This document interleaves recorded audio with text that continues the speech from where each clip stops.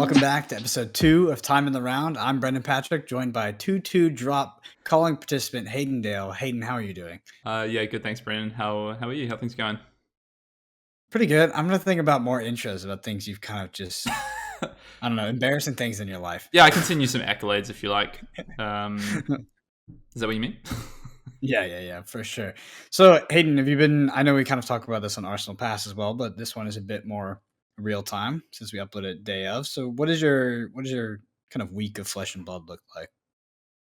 At the moment, it's just testing. So it's been testing every evening, a few hours every evening. Managed to get an armory actually on Wednesday, but it was an online armory. Our local store here during sort of our lockdown that we're in at the moment decided to run an online event to keep the community together, which was good. And yeah, otherwise just us. Obviously, in the mornings we have time set aside to do recording, whether it be our gameplay, whether it be Arsenal Pass, whether it be things like this. So yeah, it's been a good week so far. How about Yep. yourself? What's your week of, I know you do, obviously you've got a couple hours of testing that we put together each night. Any other testing that you do? Yep. About 9 hours of other testing. Unfortunately, Dante was a bit ill because he got his second shot this week. Mm. But yeah, other than that, I mean, work is starting to pick kind of back up, so probably going to be playing less armories, but still just like farming XP with Kano and Blitz. 5-minute rounds, baby. It's awesome. Get out the troll and go to town. Just for maybe an interesting one for everyone, who do you actually test with then, Brennan? You've got a couple of people that you do test with, Road to Nationals coming up, trying to get as much sort of games in as possible. So it's I mean, kind of the original crew is Dante Delfico and Davis Kingsley. Um, I know that Dante was actually trying to keep that secret for a long time. I don't know why, Dante. You don't have to be. You have to be ashamed of me. I'm pretty enough. You can show me around outside. You can hurt my feelings, but yeah, I mean, we play like 3 times a week. We were focusing on Blitz for a while in preparation for the Red Riot tournament. Um, we definitely got the preparation done. We didn't get the tournament part done, unfortunately. But unfortunately, like nobody's fault. And then yeah, of course, I switched over to CC, getting ready for a Road to Nationals. And then I think Dante and I did, we definitely did a lot of limited just to fill out the set because I think that the limited portion of um, Monarch has gone a bit underappreciated in the Mm. United States since we don't have a calling and stuff like that. Um, so yeah, I just don't want it to be kind of like Arcane Rising is for me, where it's just like this like black box Oh, format. yeah. Yeah, I'd love to talk about it some more at some point. I think it's something that when we first started the pod with the release of Monarch, we talked about a little bit. But having played more Monarch, played more Seal, played more Draft, I think it's something that would be quite interesting to revisit and maybe talk about some of our first impressions of the set and how those have changed as we've managed to play the set. I know me and you, we've played some Sealed as well. Obviously, I was testing for the Auckland calling and then the Melbourne calling. That's also fallen into a black hole. So yeah, I think we should revisit that at some point.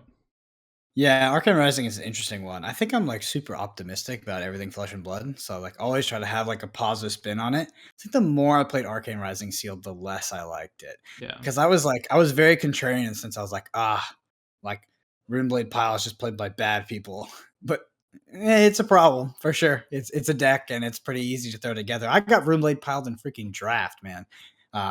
I won the game, but I was like, the Runeblade across from me just slapped down 40 cards. I was like, how many cards are you playing? Because I don't feel like counting out. And he's like 40. And I was like, oh yeah, 30. He's like 40. And I was like, in draft? What the heck? Yeah, it's an interesting Yeah. format. I think I actually think it's my limited format so far with my highest win rate, interestingly. So I have a pretty strong opinion on the Arcane Rising format that there's like I feel like this like gap where it takes ages to get to a point to be able to craft these decks, and sealed especially, I think, that can beat like the pile decks or can beat induction chamber decks, I whatever it know. might be. Yeah. And usually it requires like pretty rigid, like regimented setup of your deck throughout the game and knowing Yeah. exactly what you're going to do with almost every red card in your deck. You're actually counting damage in those matches. So it's an interesting format. I think it was not a fun format though. I don't think it was the right time for a format like Arcane Rising to come straight after Welcome to Wraith, which I love Welcome to Wraith. I think it's a great limited format. I love the sealed especially. Mm-hmm. It felt like So do I. such a step change to Arcane Rising and probably not quite the right time for a format of that complexity, in my opinion. But you know what? It kind of fell, like you say, into a bit of a void because of because of COVID, because events weren't running that actually used Arcane Rising. Arcane Rising was never used for a calling, for anything like that. So um, I think in hindsight, it actually works out pretty well for the game. So Yeah, I am slightly worried that Arcane Rising, and I don't think this is actually crazy unlikely. Arcane Rising Limited is going to be a format at some time in like some sort of pro event. I know Worlds is multi-format. I think if Worlds is going to be streamed and all that kind of stuff, then yeah, I think it's the limited format's going to be the current set. mhm. But I am legitimately scared of like, it's like, okay, there's a pro event in 2 months. Yeah, day one is Arcane Rising sealed. I'm like, ugh. It'd be draft, right, at least. But Yeah, yeah. I, yeah, I would prefer that didn't. I think, and I don't. I personally wouldn't see that happening. I think they're pretty. I know they'd want to feature it at some point, maybe, but also current sets are so important to player-based engagement, right? Like, I don't want to watch an event where people are playing Arcane Rising because it doesn't mean anything to me. Like, it doesn't. It's not going to help me for the next calling or for even if I was going to an armory event, or like it's just not. It's not engaging. So I'd be surprised to see that, but maybe Yeah, it's sort of a blessing and a curse because Welcome to Wraith is so good. I it's would true. love to have another See, another event yeah, with I Welcome would. to Wraith as a headliner. I'm fine with it, and I would Yeah, because I like that format so much. I would be into that. I would watch coverage. I would try and attend those events. I would be. It'd be like we were talking about. Me and Brendan were talking about this the other day, but like OG Welcome to Wraith Constructed. Like we were saying, we should play some games with just Mhm. Welcome to Wraith Constructed because that format was actually quite fun. Yeah, I mean, Kale was talking about putting on a tournament for it, which like you should do that because Yeah, okay. that format is like it's quite unexplored. Like, I think that we should play it with Drone Legal, because I don't think Ninja Control was actually the best like deck in the format. I think it was the best deck that was discovered, um, and like a lot of that goes to people just not playing Rhinar. Mm. Um, which like fair enough. Rhinar was a pretty challenging class to play, I think, in Welcome to Wraith, and um, there's a lot more to manage than if you were on Dorinthia or mid range Ninja or something like that. But yeah, I mean, I actually know for a fact that Ninja Control is not the best deck in the format because Chris Gehring whooped us when we brought the deck to the studio before the calling, and I was like, oh god. And yeah, I'm not gonna put it out there like what deck it was that beat us, but it's not close. It's I'm not sh- close at all. I'm sure that made you and Sasha feel really good just walking into that calling, having been pummeled by Yeah. another deck you'd never seen before. Yeah, it was a nightmare. But at least we knew that because I mean, it all. So the thing is like Ninja Control may have not been the best deck in the format, but Drone of Brutality was the best card in the Mm. format. So I think that most decks, pretty much every deck, probably would end up having Drone of Brutality in it, um, which is good thing and bad thing. Like drone's pretty cool to play with. It makes I thought that a lot of the like the Ira drone matchups I like in the early blitz days, I thought they're really interesting Mhm. actually, and they're really technical. Um, that being said, like crafting end games with drone of brutality is like requires not much setup to say the least. But you also get there's other cards, right? Because the card pool's so limited with one set. Every deck's probably going to have Enlightened Strike. Every deck's probably going to have Red Yep. Sync below because the power level of those cards are so high compared to the rest of the set, and the set is so small that you don't have many other alternatives anyway. So, yeah, I think you'd probably still see those anyway. Yeah, I would love to play it too because I think that we all played terrible back then compared to where we are now. So it'd be super interesting to see what people would be able to do with a couple years of experience playing the game. But We might have to yeah, make I it think happen it's. then. I hope so. I hope someone does. But yeah, I just want to. Hey, there's something I heard this week that I want to tell you about. Um, so just like I'm gonna put this in reference, right? Like kind of or put this in perspective. So Skirmish Season 1, like let's online skirmishes, right? So we saw these international skirmishes, big, 100 player plus. Um, and if you played skirmish season 1, you would see kind of the usual suspects every time you played, especially in top 8.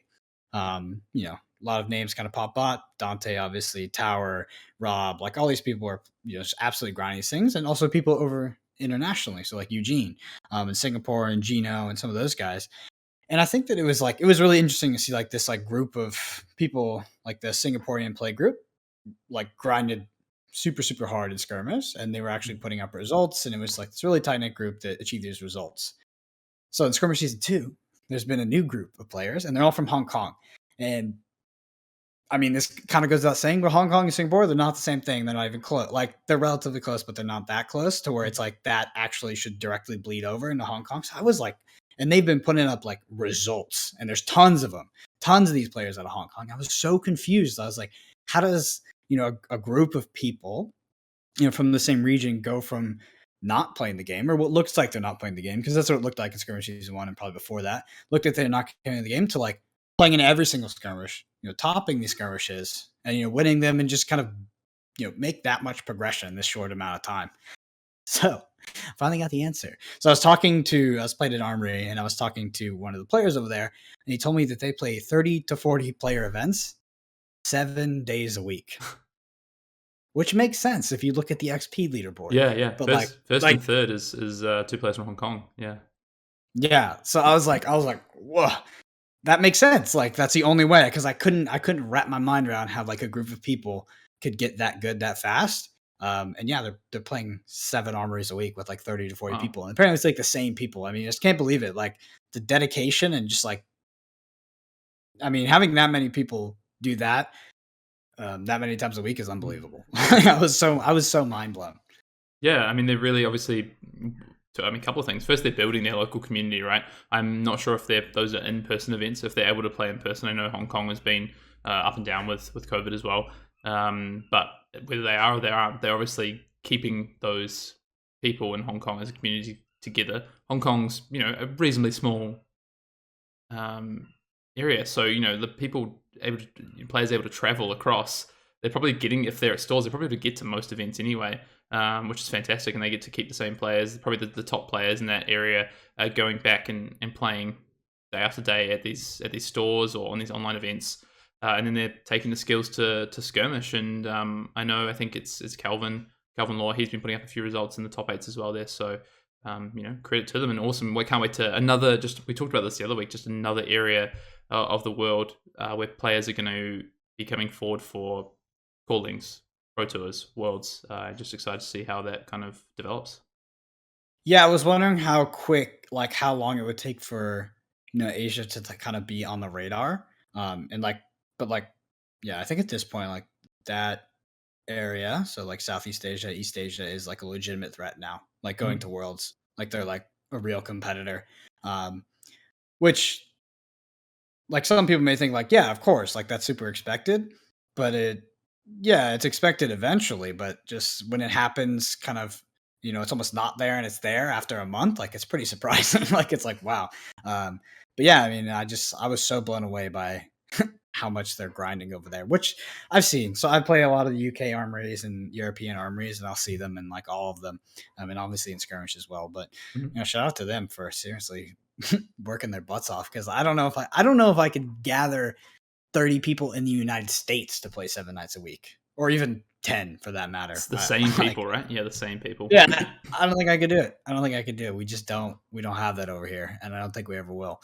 I think it's also important to remember as well that outside of the US, Australia, and New Zealand, there's been no callings. So all these regions of players who are coming through skirmishes and honing their skills and putting their name out there and gathering this XP through all these events they're playing and doing well, and they've had no major OP events. And I know you can say, obviously in the US the callings were early on in the game's life cycle, but there's historic players from that, yourself being one of them, who have come across from that time. Whereas these guys, a lot of them probably started playing this year, so in the past few months, and for them to pick that up so quickly. I've actually personally experienced some players who have just picked this game up in the last couple of months and have picked it up quickly, which is one, scary, and also exciting for the game. I think a lot of probably those players, ex like MTG grinders or players from other TCGs who were very, very good at those card games, have come across, absorbed as much as possible, talked to some of the best players in the game to try and get the knowledge, kept abreast of what's happening content wise, and just trying to get better at the game and quickly. That's exactly what I got from that conversation. Was a lot of people that were like heavy into Magic, big MTG grinders, have transferred over to this game and just taken that work ethic and just applied it to a new game like Flesh and Blood, which is awesome. Great to hear. But Hayden, I want to kind of hop into our first sort of topic, I guess, if you want to call it that. I just want to dive into your history with trading card games. So like, Sure. where did you start? What games did you play? What did you achieve, and how did you end up on Flesh and Blood? Because I don't think you play any other games at the moment. Is that correct? No, I sorry, excuse me. I definitely don't have one time or motivation to play any other games since I've picked up Flesh and Blood. Yeah, I mean, so how did I start in TCGs? I mean, I actually started, I think, in a very classic way, which I think was Pokemon. When I was in like, I'm trying to think what you call it in the US as primary school, so ages like 5 and 6 Like and 7. elementary? Yeah, I like think that's elementary like school, elementary right? school. So, Pokemon cards obviously was like watching the TV show. That was the big thing when I was growing Did up. you play or did you just collect? Because here, Um, like over in the US, like we didn't play. Like a lot of people had Pokemon cards, but they didn't play the game. I mean, we played with the cards. I wouldn't say we played the game that Yeah, was you're just like Pokemon. my Charizard Yeah, or yeah. something. This guy's real big and red. He, messes your guy up. I don't know. But yeah, a lot of just like, I guess, looking at shiny stuff and being like, these cards are cool, and pretending we were in the anime, whatever it might be when you're in school. Picked up Yu-Gi-Oh! When that first came to my region, so into the New Zealand region. I think I picked up the basically the first kind of starters they put out in New Zealand. Played that for a little bit, probably until I went to like my next phase of schooling, so like 11, 12, whatever that might have been. And then I had a friend That's introduce middle me. school, brother. What's that? It's middle school. Middle school. All right. Unique name we have for it over here. Yeah, we call it intermediate, so also a very unique name in New Zealand. A bit more sophisticated intermediate. Wow, maybe. Then so yeah, picked up Magic the Gathering. Had a friend introduce me to Magic. His brother had, I think, introduced him, and he had cards laying around. So we started playing the game. I asked my mum to buy me. I think at the time it would have been Mirrodin, or yeah, I think it would have been Mirrodin. I think that was out. To buy me some cards. She bought me like a little starter deck, and then played that for a little bit with just my friend, just the two of us. Moved to a new city when I was about 13 for my dad's job. So managed to, there was like a local store there. And the first thing I wanted to do was like, okay, can I go to Friday Night Magic? Like they have these things called Friday Night Magic. Like I want to go and play. These look amazing. And so my parents were like, yeah, but we want to, obviously come and meet the game store owner. And they were happy to leave me there. And then I think every Friday for the next like 4 or 5 years, I went to this store to play Friday Night Magic. Got really into like the competitive side. Competitive things have always been kind of my thing, whether it be a traditionally younger sport. I also dance as well. So it was, sort of into that mindset pretty quickly. Loved the game. There's a lot of people around that city that were sort of a little bit older than me, who eventually I was able to kind of get into their sort of clique and their testing groups and things like that. And played a few nationals, tried to grind pro tour qualifiers within our region, GPs, things like that. But it was very difficult living in New Zealand. There's not really many opportunities. They changed the PTQ system probably just as I was leaving high school and probably had money to travel and play games as I started to have a part-time job and things like that. And so it just became almost a little bit unattainable to get to these levels when I was that young. Then just sort of played Magic sporadically from sort of my end of high school through university, and then moved to Australia 5 years ago, almost 5 years ago now. I was back in New Zealand visiting some friends when just prior to the release of Flesh and Blood, and I was actually at a Magic event. I went to a Magic event with friends. In New Zealand, every year they run this like cash event. It's kind of like a New Zealand's SCG equivalent invitational sort of thing with cash prizes. And I'd been very fortunate to top 8 every single one they had and actually win one year as well. So I kept just rolling them into each other from the prize pool to be able to keep going to the events and hang out with friends every year back in New Zealand. And then I played against Jason Chung in one of the rounds before top 8. And he was, I said to Jason, what are you doing these days? What's happening with you? And he was telling me about the game, about Legend Story Studios and about Flesh and Blood. And he said, November this year, we're coming to Australia. We're going to be holding a 10K event. I was like, a 10K event? For what? For this game that's not even out? And he's like, yes. And I was like, well, how many people do you think will go? He's like, we don't know. It's going to be the first time the game's launched into Australia. It could be 10 people. It could be 50 people. I said, all right, I'll be there. And then, picked up the game at my local store from the Iradex. Went in, me and my girlfriend went and played some games at the Iradex at our local store. Thought the game was pretty sweet. Then we saw Cycles and my mind just kind of went, And then, and then that's the crazy thing I always remember, right? Is that when the world premiere happened in New Zealand and people played the Iridic events, there was like a 1K event for the world premiere where Luke Badger took it out and won $1,000.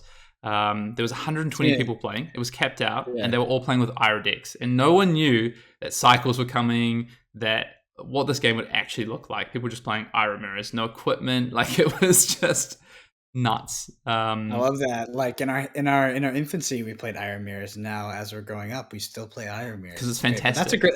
It's a good trivia question. It's gonna be later down the line. Is like the people don't know about the world premiere, I like know. the 120 player event of Iron Mirrors where Luke Badger won. And do you know the lore behind why the finals match isn't posted on YouTube? So they record. I didn't know they recorded it. Apparently they recorded it, but from what I heard is that Luke Badger's hands shake a little bit on camera, and I saw it in the, at the calling, and yeah, they definitely. It's almost like he's gonna punch his opponent in the face. It's pretty I love intense. Luke. I was I Luke met Badger's Luke. one of my favorite people in Flesh and Blood. I'm not even kidding. He's like the funniest guy I've ever met in my He's life. very funny. I was fortunate to meet Luke at Sydney very briefly. He actually knocked my girlfriend out of top 8 contention for the Sydney calling. And then we finally met again just last month at the Auckland calling, had a chat, bit of a catch up. So shout out to Luke. Yeah, 120 players playing the Ira deck. I actually just wrote an article for Channel Fireball about my thoughts on organized play and where I'm excited to see us go. And I do recap that event because I think it's something that people need to know about. I actually linked to the there's a little video they did for it. It's just such a crazy thing that happened for this little game that no one knew about before it even started. And I guess look where we're headed now. Yeah, the original 10Ks. So we had Australia, New Zealand, New Jersey, and Austin. Um, yeah, those are weird. So those are really, really weird. I know that New Zealand, Australia were definitely, more kind of, I don't know, real events, but the US ones were something to behold, that's for sure. I went down there, obviously I'd been playing locally, I'd been playing with my partner. Um, and I'd been doing well, and I'd never been to a card game tournament in my life. So I was like, no, whatever. At least, like, worst case, we go to Austin, which is like, if you live in Texas, Austin is probably one of the better cities to, get good food and kind of, have some fun, right? So I was like, whatever, we'll go. And this is actually how I met Sasha Markovic. He now works at Legendary Studios. Um, we got there on Friday, and it was Friday morning or something like that. And I had been like kind of obsessing over the game. So obviously, I had found like the Fiendals podcast, which was Sasha's podcast. I had found Sasha's Twitter and stuff like this, and knew that he was traveling to go to like every single calling. Um, and I walk in, and then I see like this tall dude with black hair, and I see Sasha Markovic setting up these posters for this event in this like random game store in Austin. And the first thing I did is I walked up to Sasha and I was like, "Oh, hey Sasha, I'm like one of your Twitter followers." She's like, "Oh, really? Like one of the 20?" And like we're literally just best friends from there. I remember before I went to the calling in Austin, I was like 27-0, like on Gem, right? So like in my local like I just hadn't lost. And that doesn't honestly, that doesn't speak to my skill. It just speaks to like what a local meta can be when it's like 6 people. And I got to Austin, and the first game I played was against Sasha, and I lost. And I was like, okay, I'm screwed because like obviously I've reinforced so many bad habits here. Like I have no idea what I'm doing. And I was like, oh, I remember telling Sasha that, and he was like, no, no, no. And like we started to get close. He's like, no, me and you, we're gonna top 8. And I was like, dude, I don't even know what that looks like or what that means, but whatever. And yeah, we ended up going through Swiss. I played Sasha in Swiss, and we both top 8'd. We were on sides of the bracket where we were going to meet in the finals if we won every single game. Met him in the finals, lost, and I lost a calling, but I gained a friend, so it was worth it. But these things were weird. That's what people don't understand. Like I gotta paint the picture for you. Like we went into this store in Austin. The store didn't know what Flesh and Blood was. They just knew that somebody wanted to, I guess, give them money. So it was originally supposed to be at like an event center. It was Yeah. originally supposed to be like, and then they rescheduled it. Or like moved the location. I'm assuming it's because of the number of signups. Yeah. Because there wasn't a lot. Because like I remember seeing it, and I was like, okay, I got to sign up. Like it's going to sell out like $10,000. It's crazy. And like nobody was signing up for like a while. And actually, like at the tournament, a lot of people that showed up there were either from my location, because a lot of people from Reaper went down, or they were like just local. So it's kind of weird. But yeah, like the game didn't know what Flesh and Blood was. remember when I signed up, I was like trying to say I was coming for the Flesh and Blood tournament. Like it was like on the Friday before, and the guy who was manning the register didn't know what I was talking about. Yeah. Like when we did the actual tournament on Saturday, uh, there was like no table numbers. They didn't have table numbers. So James was like, I remember he was like, wait, what is going on here? And like, didn't have numbers. They didn't have enough tables. Like, it was super weird. We had to like tape everything down. And it's just the jankiest tournament. It's pretty funny though. Actually, on that Friday, you do I think it's called the Battle Harden, right? Like the Yep. pre-event. Yeah. So we did one of those. I mean, it was just like us locals, James and Sasha. And I remember we did sealed and then we did draft. And I think that like, back then it was like if you had beat James, you would get the lore book, which was like pretty awesome. But yeah, in draft I actually opened a Heart of Fandal next to James. I remember being like, oh, and James was like, whoa, oh, we gotta take a picture and like all this stuff. And I was like, oh yeah, cool. Like, I mean, I know it's like a rare card, but like no one cared. It was like whatever. It's like, do I play this? It like doesn't look very good. I've seen the picture. It's a great picture. We might post it for everyone to see.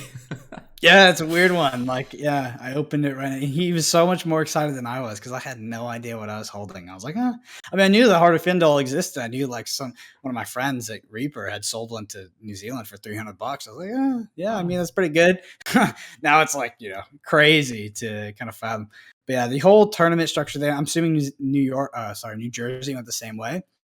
I don't think it's what they were expecting for a 10K. Like, I think like 30 to 40 people showed up. Mhm. Most people had never played the game before. And it was just a weird Swiss experience for sure. It was also crazy it's crazy that like Sasha flew over for that one. Because like back then, like I know $10,000 is like a lot of money, but like in a game like just coming out and you're like already traveling the world to play the tournaments, it's unbelievable. Do you know what's crazy, right? It's a $10,000 event, but the top 8 players all got gold foil spring tunics. So really, if you think about what the total prize, I know you can't appoint that prizes to the time, but if you think about it now, I mean, what you're looking at like a plus 200 grand prize pool, like it's. Yeah, I don't know if I told you, like, so when I made top 8 and I had never drafted the set before, and they gave us a sheet.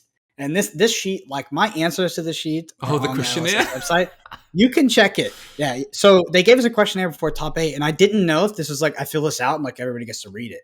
So I was like, back then we thought Katsu sucked. Like I thought it was terrible class, like was unplayable and sealed. And like I guess we extrapolated that. I was like, yeah, I can't play it in draft either. And like I thought that everybody else would read my sheet. So it was like, what class do you hope to play in draft? I was like, Katsu. It's like, yeah, I try to tell the other people to play this class, and it's actually on the website site as well. I wrote my occupation as the exotic dancer. I didn't take it very seriously, so that's you should take your career more seriously in exotic dancing. That's what I'm saying. Yeah. So that's now forever on there, and I think Sasha added it to his when he won the calling out. He did, but yeah. I ended up drafting Katsu. I don't know why. I guess it was just in the moment and the cards came. I had no idea how to play the class. Like I didn't know anything. And the last thing I wanted to play was Katsu. But I don't know. I just drafted it, and I remember like Bill from Reaper and my girlfriend coming up to him. Like my girlfriend's like, Bill said you drafted Katsu. What are you thinking? And Bill's like, what are you doing, man? And I was like, but I laid out my pool and I was like just trying to memorize it, like because I was pretty stressed. I was just trying to memorize these cards and like understand what was like actually in my deck. Because like Katsu is a kind of a harder deck. Nowadays it's easy, right? Like your cards, you've seen them a million times. Mm-hmm. But back then I had to like remember like what can I grab with the Katsu effect, and I have to like keep track of it. And that was a lot back then. But James put the gold tunic next to me while I was looking at my pool, trying to memorize it. And my girlfriend came over and she was like, oh, that's cool. And she went to open it. And I wasn't even looking. Sasha was like, no. Luckily, it didn't get open. But like, yeah, I almost lost like thousands of dollars of value like in that instant. But like, back then it was like, who knew? It's crazy. Yeah. Wow. Yeah. What an experience. I think so. The Sydney calling for instance, was at an event center. So I was trying to find the other day like how many players there were. I think there was like 40 to 50. So it's still small. I don't know how many were at the Austin one. I think it was like 30 or something.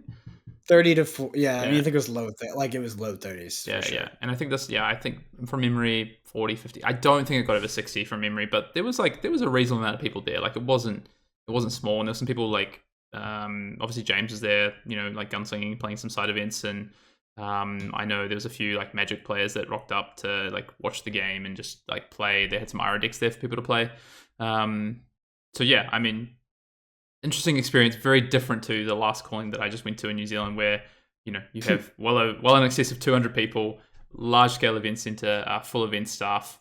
This was at like effectively like a sports club, the first event we went to. So what a way we've come. Yeah, I remember. So when I lost the calling, obviously I like won some money, which was like weird to me. And I was like, I remember me and Laura were like there, like me and my girlfriend, they're like, oh, okay, I guess I won like this many $1,000. Like, well, I mean, it was a constructed calling happening in New Zealand, and like, I had this like new friend, and it's like, oh, but let's go play it together and all this. I was like, you know what? Okay, I was like, I committed there. I was like, I'm going to use my money from this thing. I'm going to go to New Zealand calling, which is unbelievable because we went from, so like my story is like I go from picking up this random game in my game store, and I like hardly played at the game store. Like I would go pick, I was the level of noob I was is like I would go pick up dual decks to play against my girlfriend in my freaking kitchen. Like I was bad, man. Like, I was super bad. And I put like F&M draft, but like, sometimes I was not into it. So I pick up this random game, and like that transitions into, you know, getting this money from the coin, getting the gold foil, going to New Zealand, meeting all this. It like Flesh and Blood didn't wasn't like it hasn't been like a hobby for me or anything. Like that. It literally changed like the entire direction of my life. Like it hasn't had like a massive effect on like the career, but like the places I've been, the people I've met, like what I do with my free time nowadays was decided in that tiny moment where I made an impulse buy on Hero Decks and Reaper Game Store, which is weird.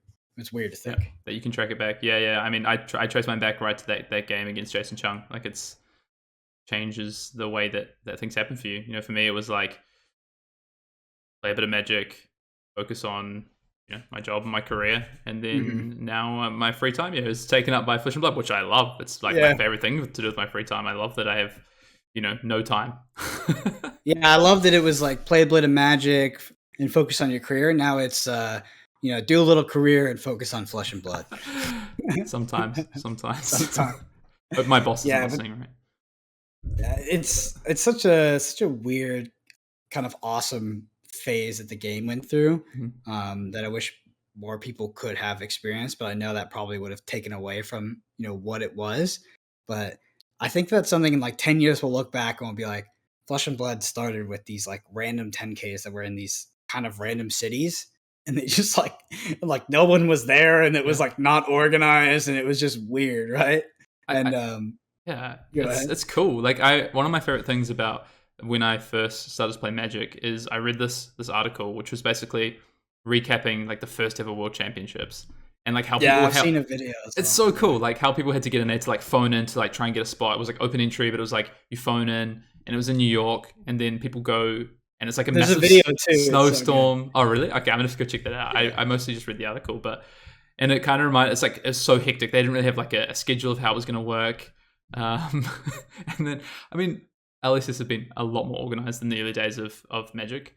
But it's still cool to be on the grounds. I think that's the reason why I guess we've kind of started to talk about this. Is it's something that we think is actually pretty interesting and is a moment in history in our eyes with how much that we are invested and love the game of Flesh and Blood. That we both have similar, although be it very different experiences about how we got into Flesh and Blood and how we were in the early days of Flesh and Blood. So Mhm. it's a cool experience.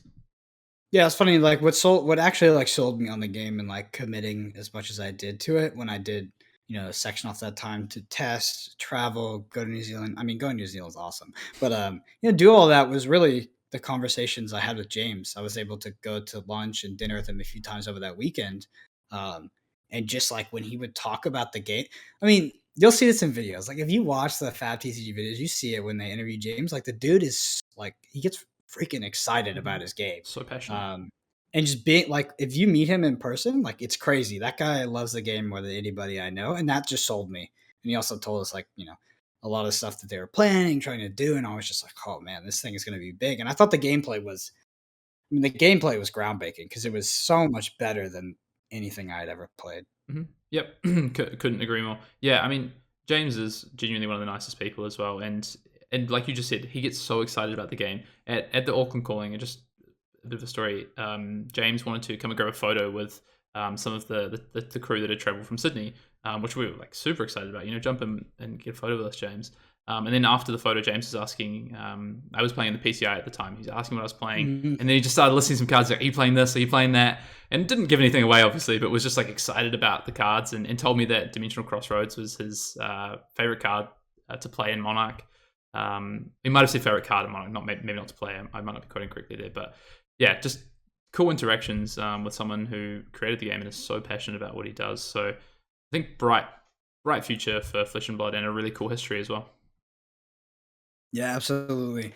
So let's transition to kind of our last story piece here, Hayden, which is the romantic tale of how we met. Why don't you start it off?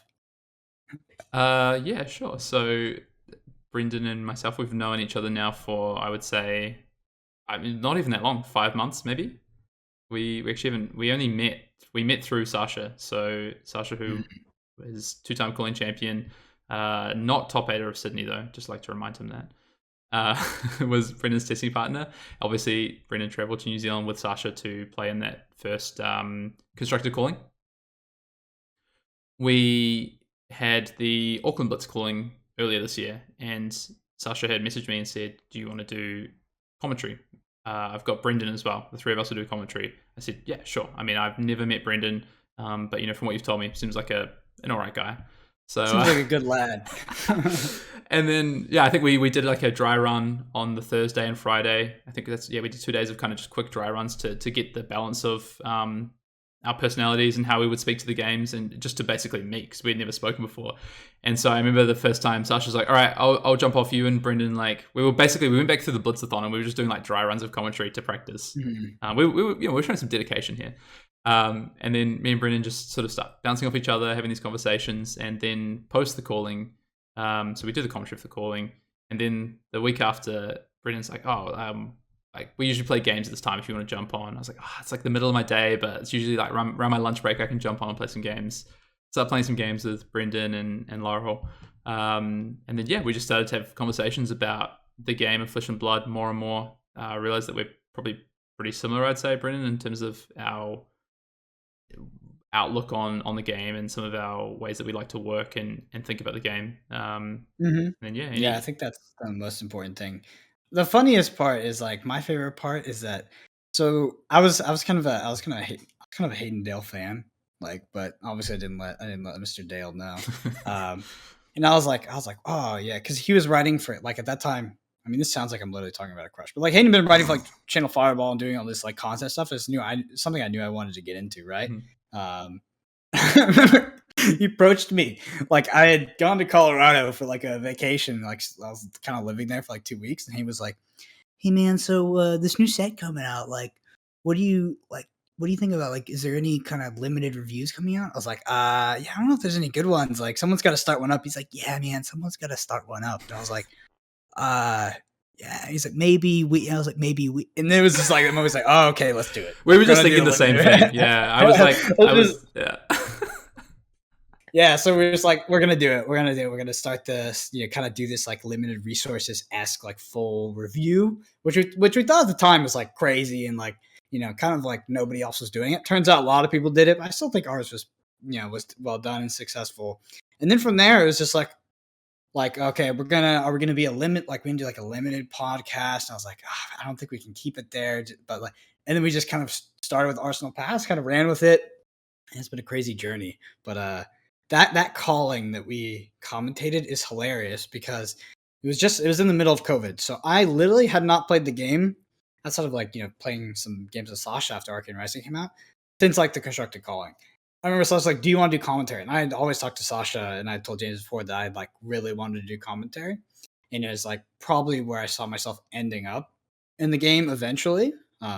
Just because I'm like a bit older and like I have a career and things like that, and I just don't know if I'll be able to compete, in a few years when people get really hardcore in the game. Yeah. And so this was like that break. Like, this is like, oh yeah, I mean, of course I'm gonna say yes. And the amount of studying I did to try to prepare for that was ridiculous. But the one thing I couldn't get my head around was freaking Wizard, which is funny because that's how I play now. I remember during the matches, I told Hayden, I was like, yeah, I'm gonna be more of like a color commentator. You do the detail stuff. He's like, Hazel is like, yeah. So Jason Long is really, he's 14 cards away from his stir, and then there's the blazing. Brennan, what is the exact line he gets out of this? And I'm like, you know what, Hayden Dale, you're a calling champion. Why don't you tell? I had no freaking idea. I was like, what is going? Like, dude, don't hit me with that. Just keeping you on your toes, man. You know, getting you back into it quickly. Yeah, that thing went from what was essentially noon. We started around noon my time, like preparing and all that kind of stuff, to I think 6 or 7 a.m.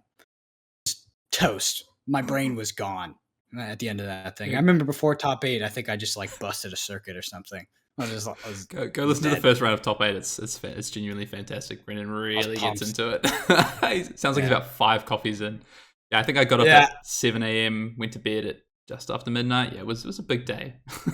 They learned. I think LSS learned a lot from that event in terms of scheduling and running callings, as you can see with 2-day callings. Yeah, all of you guys, everybody has it too good. You don't know what it's like for these old 1-day callings, like back in the constructed one that we did. God, that one went so long. You think the Blitzathon went long? The constructed one, man, that went deep into the night. That was. I mean, most of that is Sasha's fault for taking 2 hours on every single match, but I digress. Awesome. All right. Well, so it gives a bit of history and a bit more about us. I think we didn't really plan to talk about that this week. We really wanted to talk about communities out there and what's happening with the game and how that's growing. But I think it's important to share some of the history of Flesh and Blood and our experience in the history of Flesh and Blood, and probably a little bit more about ourselves as well, for those that care. Yeah, I know a lot of the people that listen to our podcast are kind of based in North America. Mm-hmm.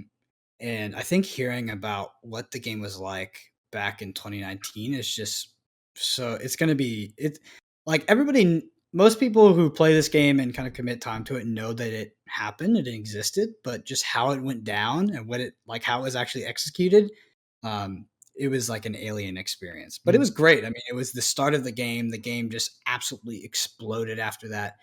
And where we are now, like this, because we're looking at, so at this point we have the calling USs, because there's multiple announced, and they partnered with Channel Fireball. They're in the same event centers as Grand Prix, and it's like, that was like a joke we had back then. It was like, maybe we'll have Flesh and Blood Grand Prix one day. It was like, oh yeah, dude, we'll play Magic on the side. And it was, but like, that's happening. Like that's where we are now. 2 years. Yeah. It's unfreaking believable. I just can't, it's so awesome how far the game has gone so far. And I'm so happy I made that impulse buy on those hero decks. Yeah, one of the best decisions of my life, that's for sure. I think as well, people who listen to our pods and watch our videos right now, you guys are living in your own piece of history of Flesh and Blood as well. At this point in time right now, it's still very infancy of this game as we get into the world that has been in the past 12 months, and as we enter into competitive play and what the organized play program looks like for the world. I mean, we're only up to set 4. Like, we're so young in this game. So anyone who is playing this game right now is still carving out a piece of history of where they are in this time. Absolutely. And I think that's it. So yeah, Hayden, active player turn 0, 1 additional turn. Until next week. It's time in the round.